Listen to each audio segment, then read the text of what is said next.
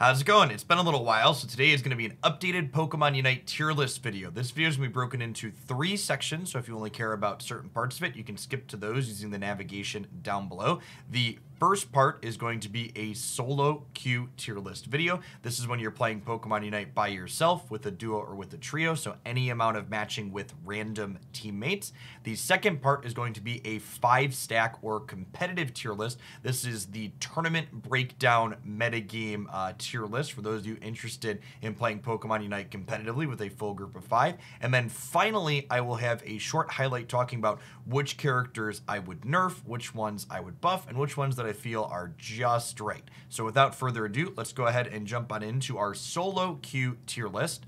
I like to prefix before I describe why I've put these characters where they are, is that in general for a solo queue tier list, I think the most important thing for a solo queue match of Pokemon Unite is your individual ability to be able to carry a game entirely on your own. This is because when you're playing with random teammates, you can't always depend on your teammates being in the right spot doing the right thing. So the characters that are able to have larger impacts on their own inside of a team fight, I'm going to rate higher, and characters like supports and defenders that need to lean on their damage characters to be doing the right thing are going to get rated lower, because even if you're the best support character or the best defender player in the world, your character can't operate at maximum efficiency if you don't have a damage carry that you can depend on. So without further ado, at the very top of our tier list, we have the S tier Pokemon here, 5 of them. I think Talonflame, Cinderace, and Greninja, you're going to see I'm going to rate them very highly in the 5-stack competitive tier list as well. I think these are the 3 best center path characters in the game right now in terms of their impact inside of team fights and how good they are when they scale up above the opposing team.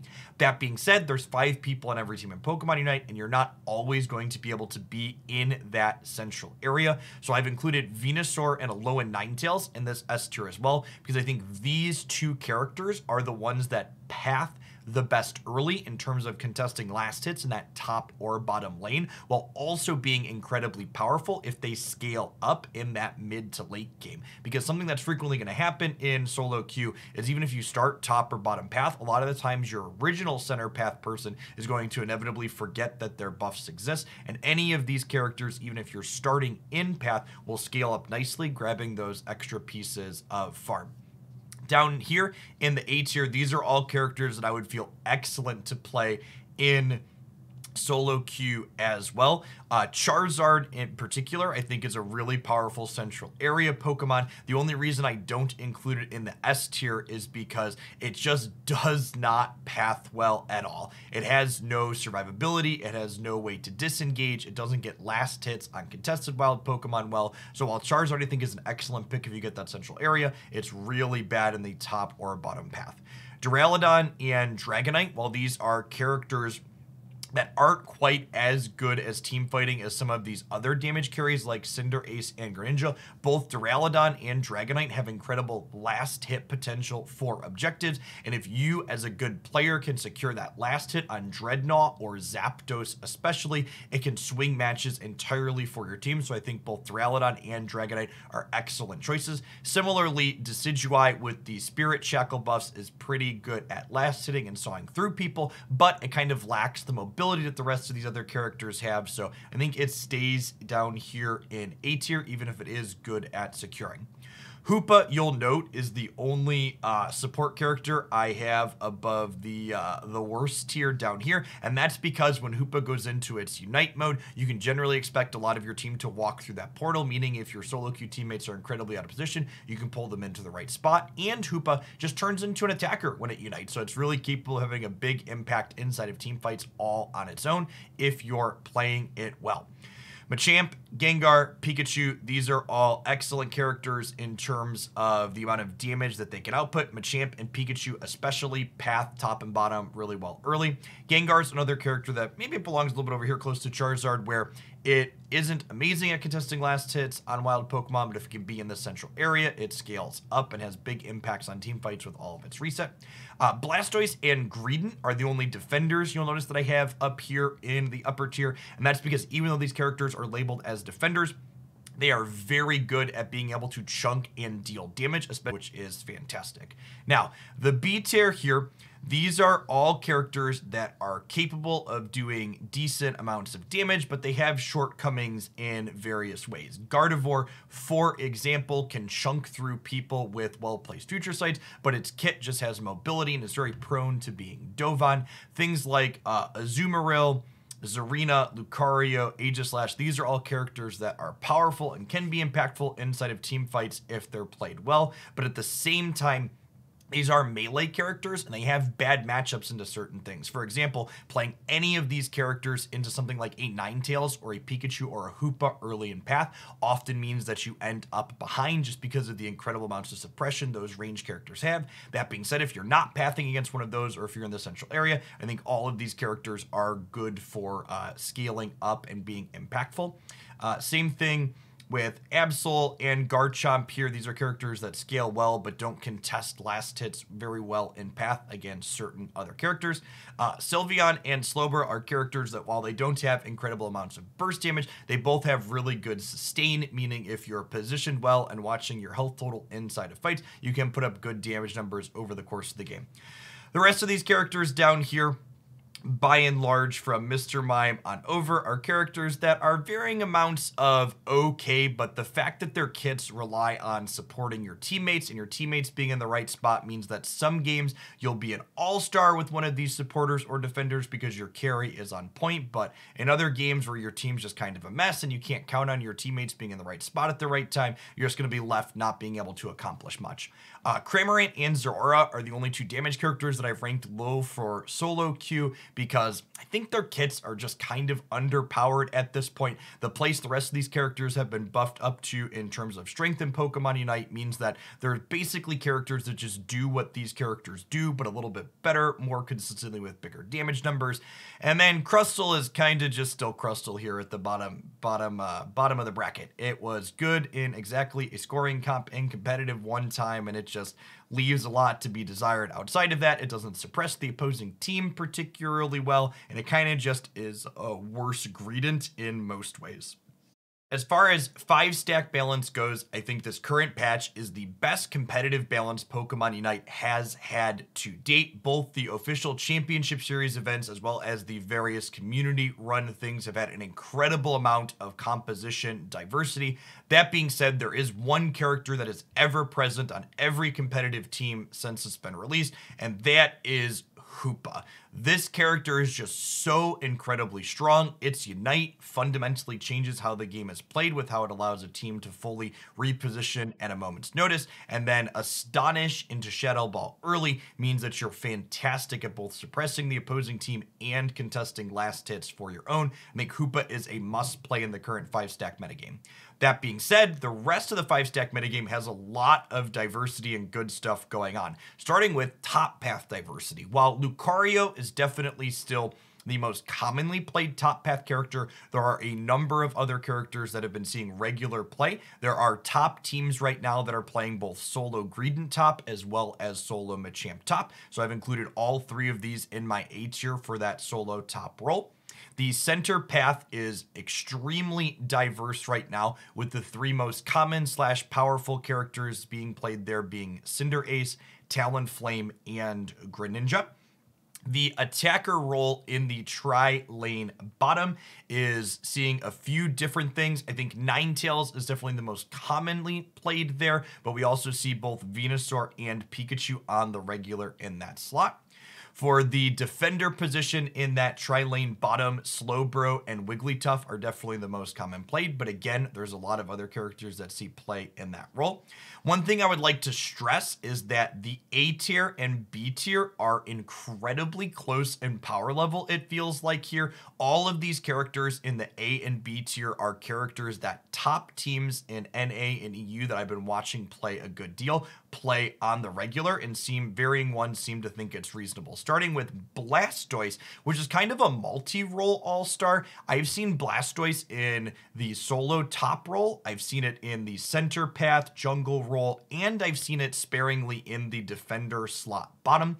I think it's definitely played a bit less in all of those roles than these characters I listed in the A tier here, but this character has a lot of flexibility since they buffed water spouts inside of that rapid spin mode, and it's definitely a reasonable choice in a lot of spots. My boy Aegislash is finally getting some of the respect it deserves, seeing some play in that solo top role, but also in the central area, winning a small community tournament pretty recently.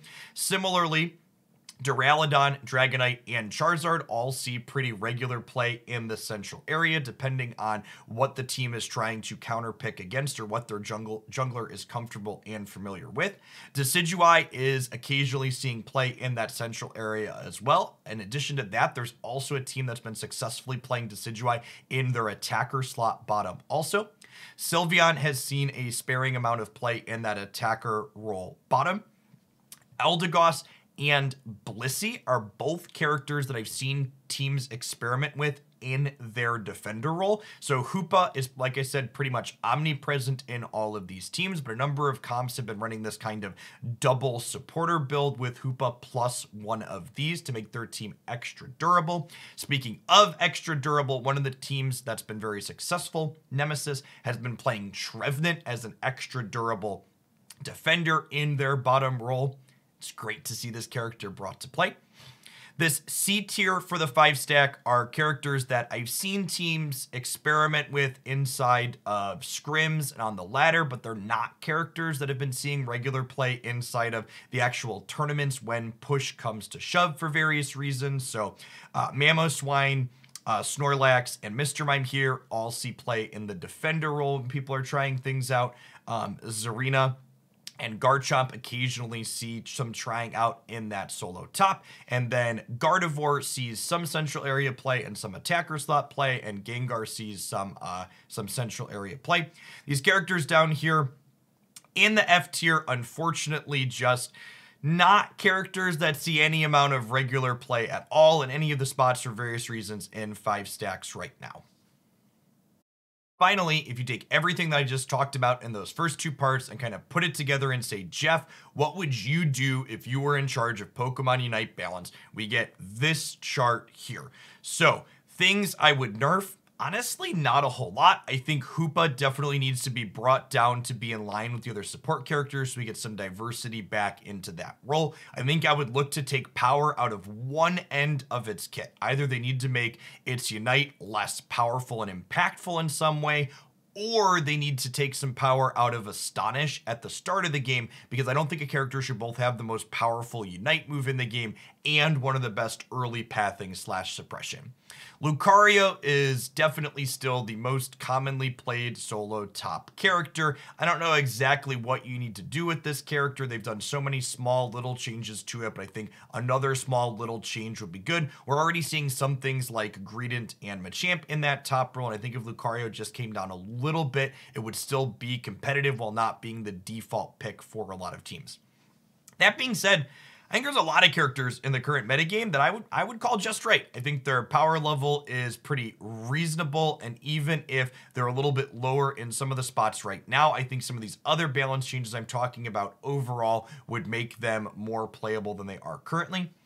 Azumarill is in the small buff category here, and this is a close one. I think there's a good argument to be made that this character is about just right, and maybe if Lucario gets brought down, this is a character that gets opened up, but I also think that it wouldn't hurt to put some power into Azumarill's kit somewhere, whether it's making the character a little bit more durable or perhaps scaling up the damage from its guaranteed critical hits when it only does one thing. Giving it a little bit of something extra, I think, would be good. The rest of these characters, they could just use, and I want to emphasize just a small change to these characters. I think a lot of these ones are close to what their other counterparts are doing, and if you just gave them some power back, they would be in a good spot. And I say back because specifically, these next three characters here, these are all characters that were nerfed at varying points inside of Pokemon Unite, and I think if you put them back towards where they were originally, they'd be in a good spot. Cramorant could use some extra damage back into its Unite move that was taken away. Heavy Slam lost some damage from Snorlax at some point, and its Unite move was made less impactful. Sylveon, we definitely don't want to go back to full release Sylveon, but I think you could put some damage scaling back into its kit so it can contend with some of these many other characters that are in good spots to fill that role. I'm honestly not really sure what I would do with Mr. Mime. It's not a character I've played a whole lot, but it's basically completely fallen off the map in terms of competitive play, and it's never been particularly powerful for solo queue, so I would do something with this. Garchomp is Garchomp. Like, this character saw some play for a little bit, but then ultimately kind of fell back off again. And I think the powering up of things like Ninetales have made Garchomp's life harder than ever before, just because it's so difficult for these melee characters to walk at something like a Ninetales early without getting punished. And finally, Crustle, I don't know what they need to do with Crustle, but I feel like it needs to do something else. I think at a minimum, they should take its Stealth Rocks attack and make them actually be stealth, similar to Duraludon, probably as a little bit of a rework. And then Zeraora, I think, should probably just get the Snorlax, Mamoswine, Garchomp, Gardevoir treatment, which is to say, it's the only character in the game that currently doesn't get its Unite move until level 10 and doesn't get its first attack upgrade until level 6. I think I would probably start by just pulling down everything on this character by a level, similar that they did to a lot of other characters in the game, and kind of see where the cards fall after doing that. At any rate, thanks for watching this video all the way to the end. Do you agree with my takes with the solo tier list? How about the 5-stack tier list? The things I would buff or change. What would you rate or change differently? Let me know in a comment down below. And remember, I'll be back again tomorrow with another Pokemon Unite match highlight here on YouTube.